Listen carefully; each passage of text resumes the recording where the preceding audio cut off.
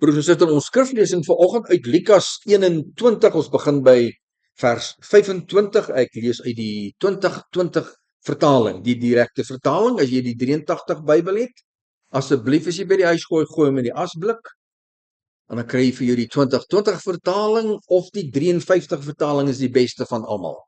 Die 1983 vertaling is wemel van uitlatings en foute. Ek het 'n lekker leesstuk vir u wat gedoen is deur 'n professor by een van ons universiteite, waar hy Bybelboek na Bybelboek vir jou wys al die probleme in daardie 83 vertaling. As jy belangstel, kom gerus na afloop van die erediens na vore dat ek vir jou dit kan stuur. Vers 25, dan sal daar tekens wees in die son en die maan en die sterre, en op die aarde sal die nasies beangs en verward wees oor die gedreun en hoogolwe van die see. Mense sal flou val van vrees en vermoedens oor wat die wêreld gaan tref, want die kragte van die hemele sal geskud word.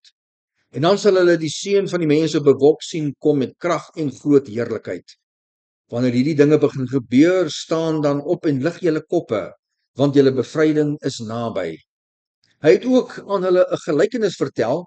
Kyk na die vyeboom en al die ander bome. Wanneer hulle reeds bot, merk julle dit self op en weet dat die somer naby is. Destyds, in Jesus se tyd, was die vyeboom die boom wat die eerste gebot het, wat die eerste vir die mense gesê het, en herinner het, die somer is op pad.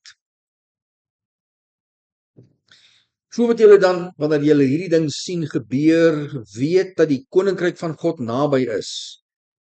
Amen, voorwaar, ek sê vir julle, dis 'n beklemtoning, hierdie geslag sal beslis nie tot 'n einde kom voordat al hierdie dinge gebeur het nie.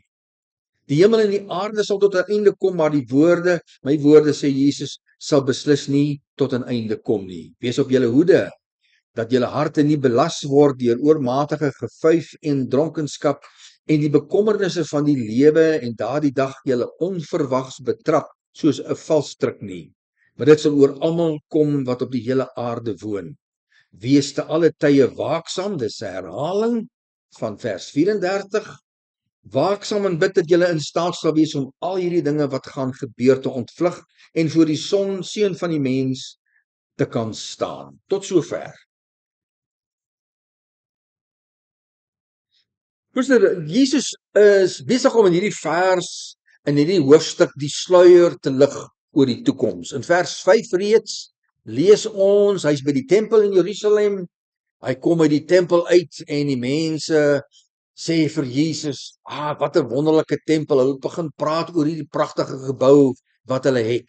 En dan begin Jesus met 'n baie lang antwoord wat ons net hier op die stertkant bietjie by ingekom het, 'n lang antwoord oor die eindtyd, wat gaan gebeur. En die eerste opmerking van Jesus is aan daai mense, al hierdie pragtige klippe en waarvan hierdie gebou is, daar sal nie 'n enkele een bo op mekaar gelaat word nie. Die tempel gaan heeltemal verwoes word. En soos 'n mens kan verwag, bestook die skare wat hom hoor praat hom met vrae.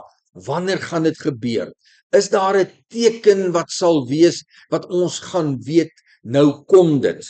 Dan Jesus se lang antwoorde. En sy eerste antwoord is, baie mense gaan kom en hulle voordoen as Jesus dat hy teruggekom het. Moet dit nie glo nie. Dan kom daar oorloë en aardbewings en dan skrikwekkende tekens in die hemel. Ons weet nie wat nie. Ons weet net iets gaan gebeur met die son en die maan en die sterre.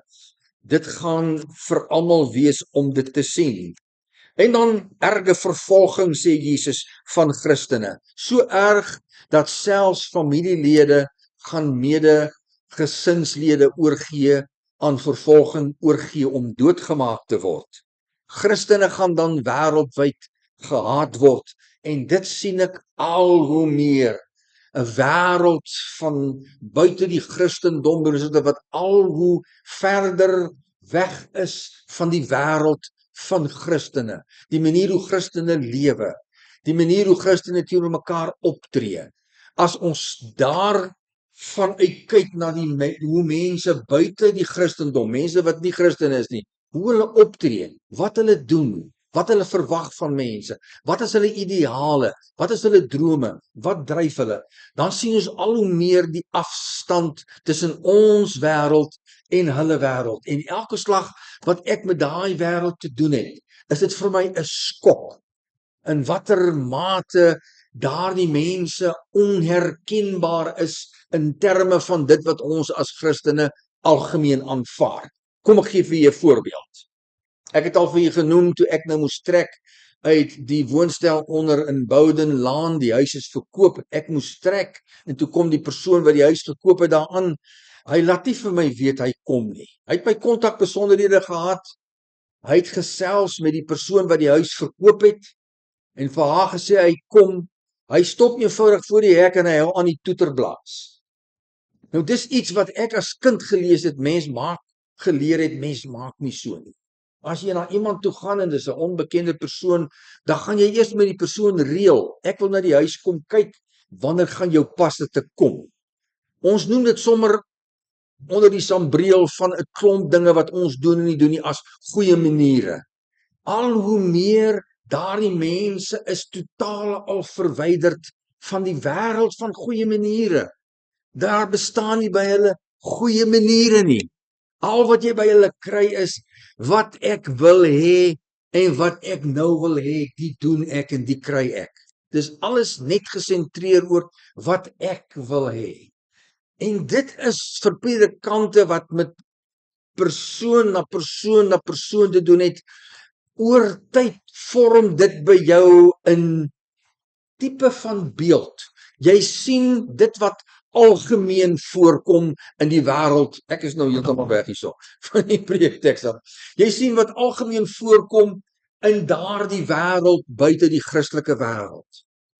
En die ding wat telkens na vore tree is, wanneer die Here uit jou lewe verskuif, word jy jou eie God. Dis jy wat jouself dien en jou eie belange en jou eie doelwitte en jy gee oor niemand anders om nie. Christene gaan gehaat word. Die afstand, die tyd waar die mens vandag is buite die Christelike wêreld en hoe daai mens teenoor Christene voel, my broers en susters, is baie naby aan haat. Ek doen dit vir u want 30, 40 jaar gelede was dit nie so nie. Dit was glad nie so nie. Jy het in mense wat nie Christene was nie, het jy nog dit wat hulle oupas en oumas vir hulle maas en paas geleer het as Christelik, as goeie maniere, het jy nog sien opslaan in van hulle se lewe. Vandag is dit net nie meer daar nie. En as jy van hulle gaan praat, en ek sê vir die man by die Spar, my maat, en ons praat lekker, ek sê, nou stop jy hierdie aisle, wat is 'n aisle? Nie waar jy loop tussen die rakke. Nou sit jy daar 'n pallet. Jy weet 'n pallet is kom hy nou verlaat my Afrikaans my. 'n Pallet soos die goed by hulle aankom, sit hy reg in die gangetjie. Nou kan ek nie verbykom my karretjie nie. Boeta, dan's ek en die bestuurder aan mekaar. Hoe kan jy so maak? Dis mense wat nie deur hulle ouers geleer is om aan ander mense te dink nie. Jy dink glad nie aan hulle nie. Hulle het nie die kapasiteit om dit te doen nie. Hulle het help ook nie, jy vertel vir hulle nie. Hulle stel nie belang. Ek dwaal af. Ek dwaal. Dis sleg. Goed, sleg. Daar's goed en sleg as 'n mens deur 'n lang lewe sien hoe dinge verbeter en sien hoe dinge agteruit gaan. Ek het nooit my oupa en ouma verstaan wat so gepreek het vir my nie. Nou verstaan ek hulle 100%. Hulle sien die goeie en hulle sien die slegte. Christene gaan gehaat word. Ek haas myself. En dan begin Jesus praat oor wat dan in Jerusalem gaan gebeur. Jerusalem en Israel. Erge vervolging gaan uitbreek, gewelddadig, baie gaan doodgemaak word. En dan interessant, Israeliete wat weggevoer gaan word as gevangenes na alle nasies nogal. Dis vir my 'n snaakse een daai. En dan die tekens in die son, die maan en die sterre, die nasies wat verward en vol vrees is. En dan kom Jesus terug op die aarde op 'n wolk. Alles oor Jesus se koms, my broer en suster. Die eerste boodskap in dit alles wat Jesus benadruk, ek sal nou daarby uitkom, is dit gaan vir Christene heeltemal 'n ander ervaring wees as vir die massas wat nie gelowiges is. Vir die Christene is dit 'n teken, die einde is naby. Veral as die fase aanbreek van die eindtyd waar Christene baie vervolg gaan word en hulle sien hierdie tekens en hulle lees, hulle gaan terug Bybel in toe en hulle sien wat Jesus gesê het gebeur nou. Bemoediging. Die einde is om die draai.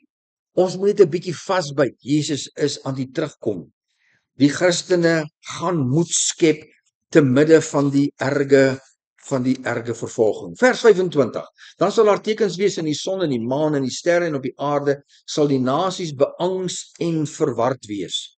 'n Wêreld vasgevang, my broer en suster, aan die een kant aan die slawerny van sonde, die slawerny van die persoon wat ek geword het en gebou het in my karakter deur die jare wat net vol donkerte en sonde is. Daar is niks goed in wat ek kan terugkyk en sê ek het iets vir myself en van myself gemaak wat ek op trots kan wees. Dink nie daaraan as jou lewe 'n lewe is van duisternis, 'n lewe van sonde, 'n lewe van steel en diefstal, bedrog. Dink net hoe gaan jy voel in 'n latere fase van jou lewe wanneer jy nie anders kan nie as om terug te kyk. Wie is ek? Watter persoon het ek geword?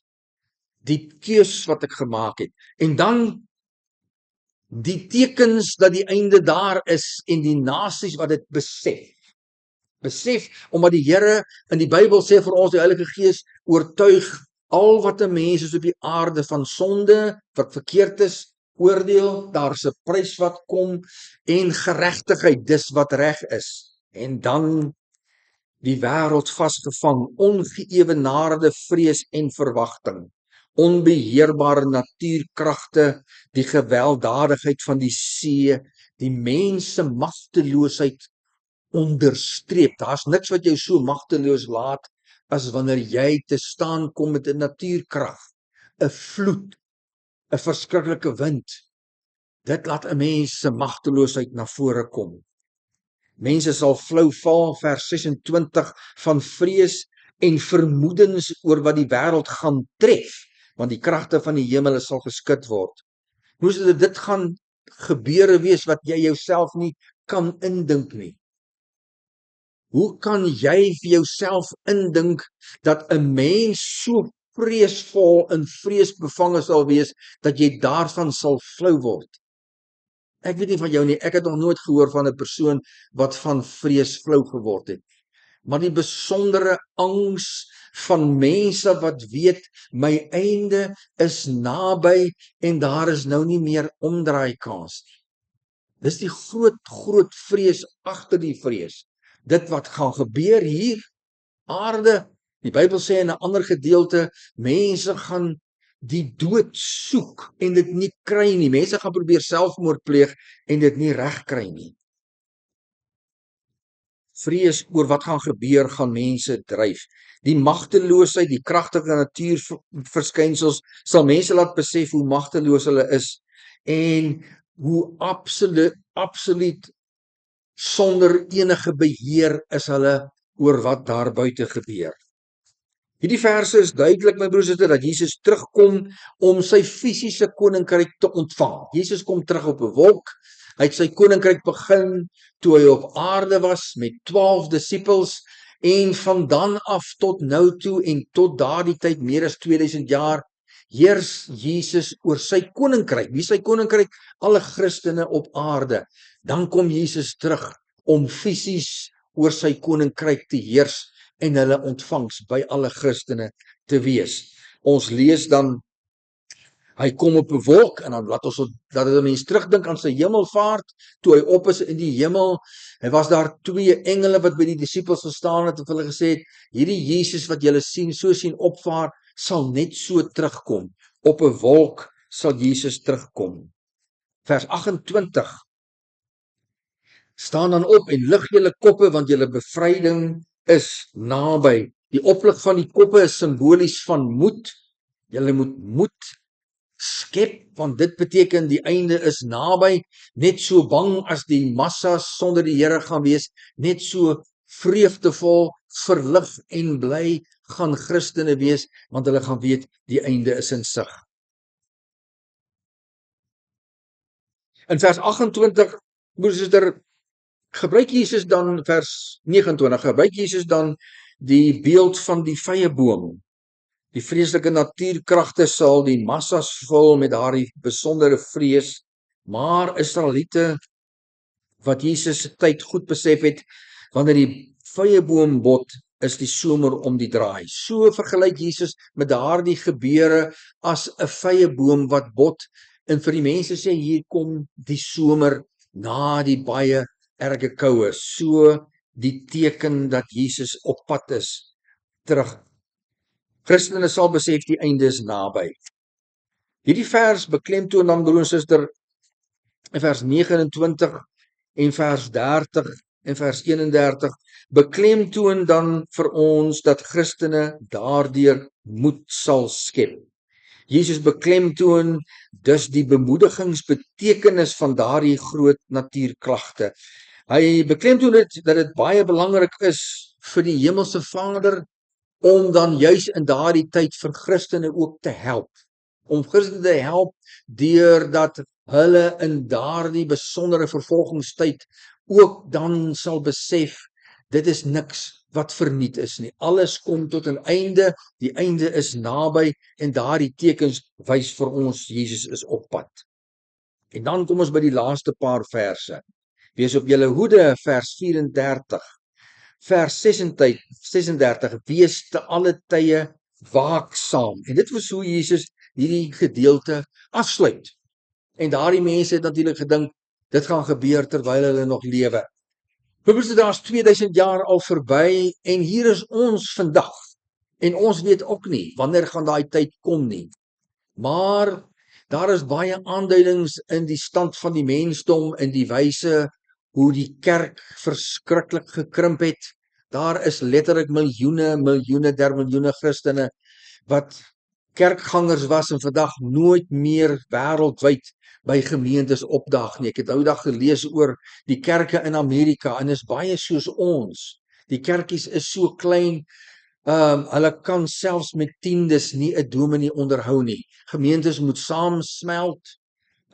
Hier in Suid-Afrika is dit so erg die tekort aan dominees dat die synodes het besluit nou om vir gewone lidmate die geleentheid te gee om predikers te word. Dan ondergaan jy 'n kursus van 2 jaar, aanlyn kursus, en jy word geskool om in dienste te preek, net die preekfunksie uit te help. Dis alles onder toesig van 'n mentorpredikant wat na jou preke kyk en alles.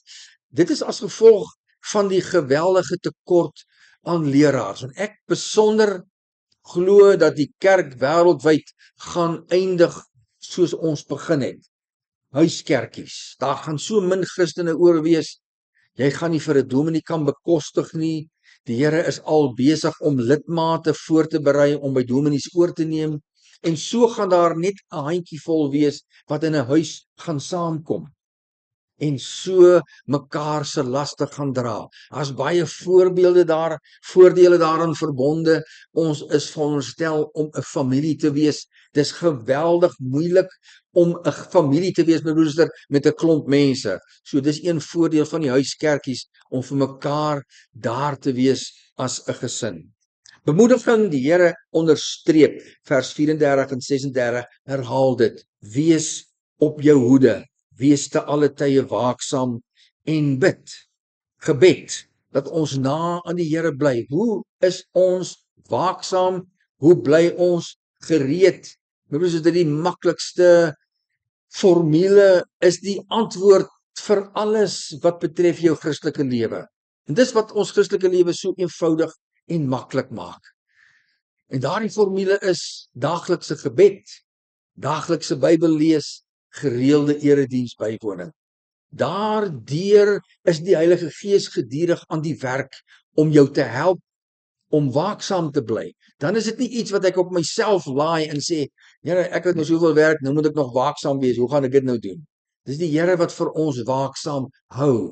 Deur vir elkeen van ons, waar ek is in my lewe, in die uniekheid van my persoon, vir my elke dag lei, wat moet ek doen, wat moet ek nie doen nie, en in al daardie program van die Here van ons, help hy my en werk hy, dat ek waaksaam en gereed is. Ek is waaksaam en gereed deur gebed, veral, maar Bybel lees, bring my uit by wie die Here is. Dit gaan in die eerste instansie in die Bybel, nie oor wat als daar gebeur het nie, maar om die Here te ken. En as jy die Bybel lees, my broer en suster, hoeveel kere gaan jy lees en sien, hoeveel keer die Here wonderwerke gedoen het in die Bybel, voordat jy uitkom by die punt waar jy vir jouself sê, nou vertrou ek die Here vir wonderwerke in my lewe, wanneer dit gaan nodig wees. En dis die groot voordeel van die Bybel. Jy leer die Here ken. Jy leer hom ken in terme van sy krag, sy insig, sy wysheid, sy hulp, en jy begin al hoe meer sien in jou boksie waarin jy die Here gesit het, begin al hoe groter word, in terme van wat hy vir jou kan beteken, wat hy vir jou kan doen, hoe te kom nodig. Dis alles deel van waaksaamheid. Amen. Hemelse Vader, dankie Here, dat U vir ons soveel dinge gee om te weet wanneer die eindtyd aanbreek. Veral omdat dit so 'n geweldige, moeilike tyd vir Christene gaan wees in vervolging, marteling. Hoeveel Christene sal nie met hulle lewe boek nie. Dan kan ons sien in daai tye wanneer dit kom. Maar dan kan ons vandag, môre, volgende week, volgende jaar vir ons kinders dit op die hart druk, dat hulle weet wat ons weet. Dat hulle weet wat hulle moet weet, dat hulle kan weet van hierdie dinge, sodat wanneer dit in hulle tyd kan gebeur, of hulle kinders se tyd, dat hulle reg is. Hulle is reg wat ons het hulle voorberei as ouers, as predikant, en vir hulle voorterwy om te sê, doen dit, want dit gaan vir jou suksesvol maak. Dit gaan vir jou gelukkig hou. Dit wat jy vir jouself voorberei vir jou lewe, gaan nooit genoeg wees sonder die Here nie. Dit gaan nooit genoeg wees sonder jou daaglikse verhouding met die Here deur gebed, Bybel lees en die bywoning van die erediens. Baie dankie Here. Ons bid dit in Jesus se naam. Amen.